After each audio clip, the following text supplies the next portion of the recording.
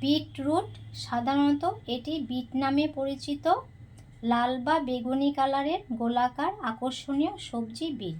প্রাচীন মিশরীয় বা রোমানরা শাকসবজি হিসাবে উৎপাদন করতেন এই বিট।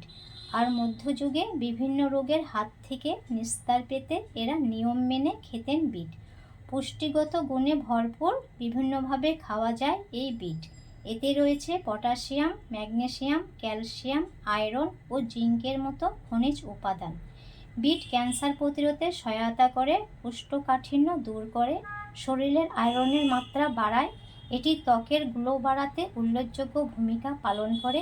আপনারা দেখছেন রন্ধন বিচিত্রা, আমি সঞ্জনা। আমাদের আজকের রেসিপি বিটের হালুয়া। চলুন রেসিপিটি শুরু করি। বিটের হালুয়া করার আগে বিটের গায়ে যে খোসাটা থাকে সেটা ছাড়িয়ে নিতে হবে। দেখুন কিভাবে ছাড়িয়ে নিচ্ছি। বিটের উপরের এই সাইডটা কেটে ফেলে দিতে হবে।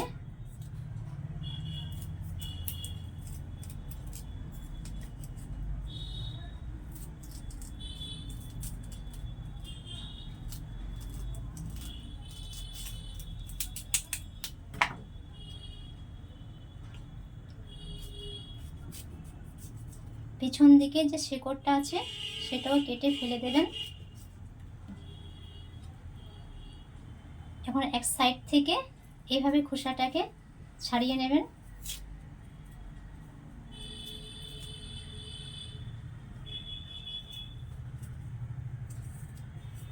বিটের গায়ের খোসাটা ভালোভাবে ছাড়িয়ে নিয়েছি।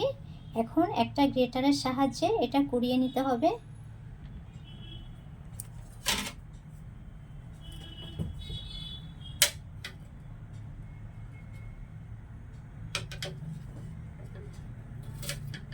এভাবে কুড়িয়ে নেবেন।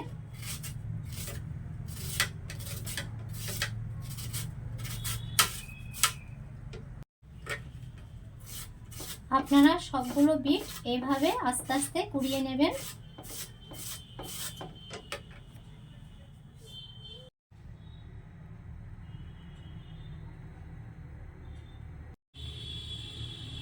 সব বিটগুলোকে গ্রেট করে নিয়েছি। মনে হচ্ছে অজস্র লাল গোলাপের পাপড়ি। আর প্রত্যেকটা পাপড়িকে সরু সরু করে কেটে নিয়েছি। যে বিটের হালুয়াটা আপনাদের সাথে শেয়ার করব বলেছি সেটা এখন শুরু করি। কি সুন্দর লাগছে দেখুন।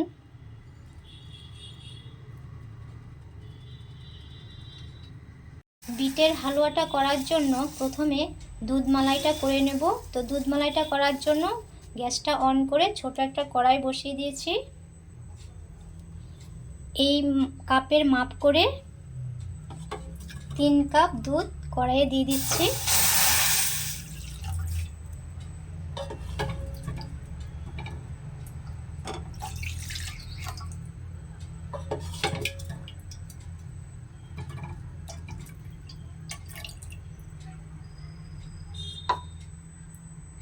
দুধটা যখন গরম হয়ে আসবে তখনই এখানে চিনিটা অ্যাড করব।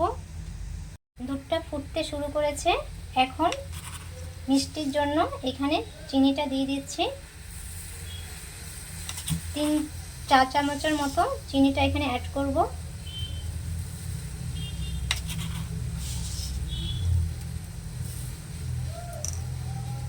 দুধের সাথে চিনিটা ভালোভাবে মিশিয়ে দিতে হবে।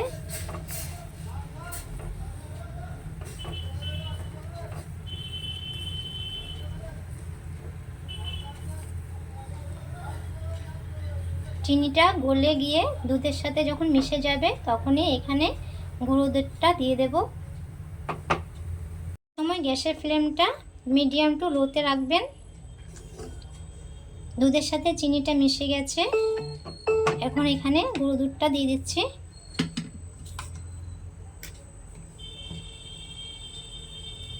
চার চা চামচের মতো গুঁড়ো দুধটা এখানে দিতে হবে।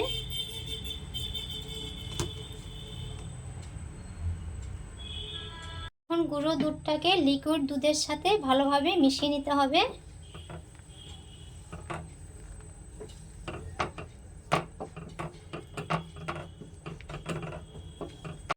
গুঁড়ো দুধটা দেওয়ার পর দুধের মালাইটা দেখুন রেডি হয়ে গেছে, অনেকটা গাঢ় হয়ে গেছে। এখন এর মধ্যে একটু এলাচের গুঁড়ো দিয়ে দেব।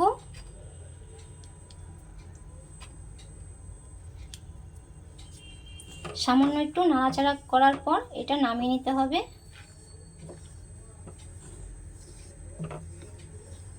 বিটের হালুয়াটা করার জন্য গ্যাসটা অন করে কড়াইটা বসিয়ে দিয়েছি।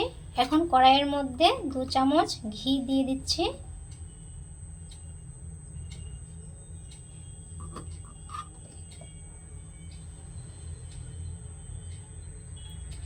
ঘিটা গরম হলে গ্রেট করা বিটটা দিয়ে দিতে হবে।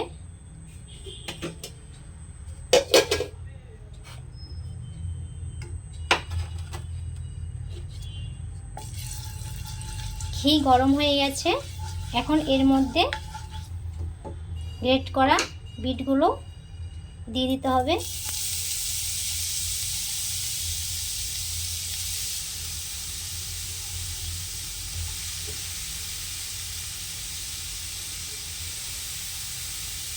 ঘিয়ের সাথে বিটগুলোকে ভালোভাবে ভেজে নিচ্ছি।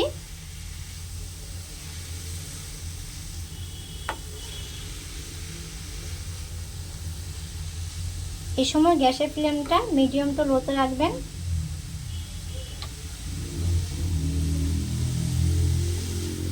যতক্ষণ পর্যন্ত না বিটের কাঁচা ভাবটা যাচ্ছে ততক্ষণ পর্যন্ত বিটটাকে ভালোভাবে ঘিয়ের সাথে ভেজে নিতে হবে।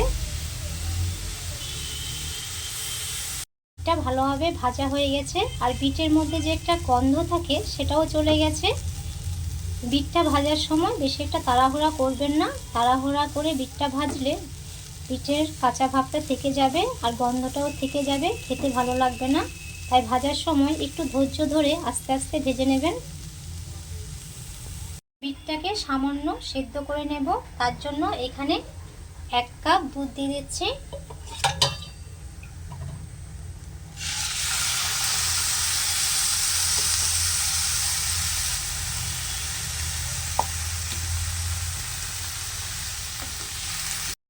এখন ভালোভাবে নাড়াচাড়া করে ঢাকাটা দিয়ে দিতে হবে।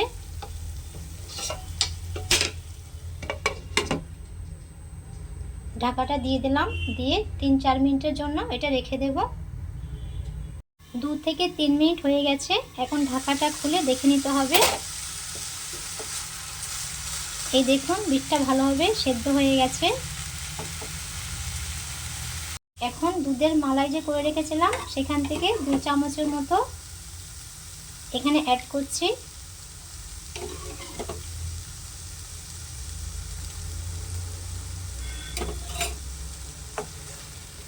এটা এখন ভালোভাবে নাড়াচাড়া করে নিতে হবে।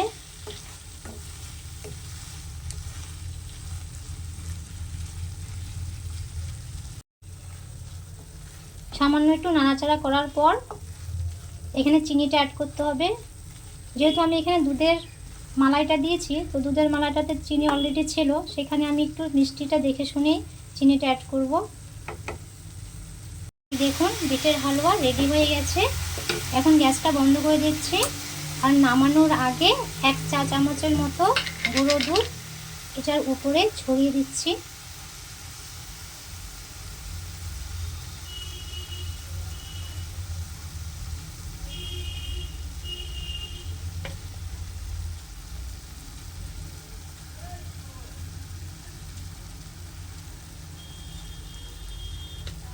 এখন ঢাকাটা দিয়ে 1 মিনিটের মতো এটা রেস্টে রেখে দেব।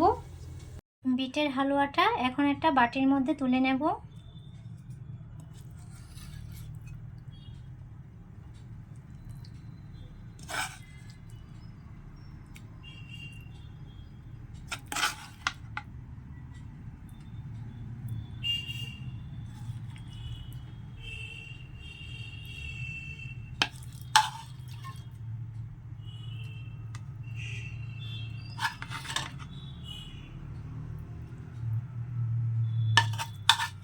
বিটের হালুয়ার উপরে সামান্য একটু গার্নিশ করার জন্য এইখানে পেস্তা বাদাম নিয়েছি আর কাজু বাদাম নিয়েছি।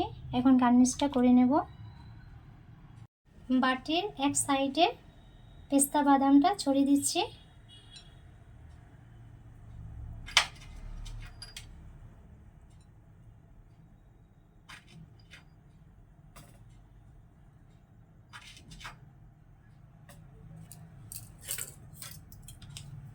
আর ওপর সাইডে কাজুটা একটু গ্রেট করে দিয়ে দেবো।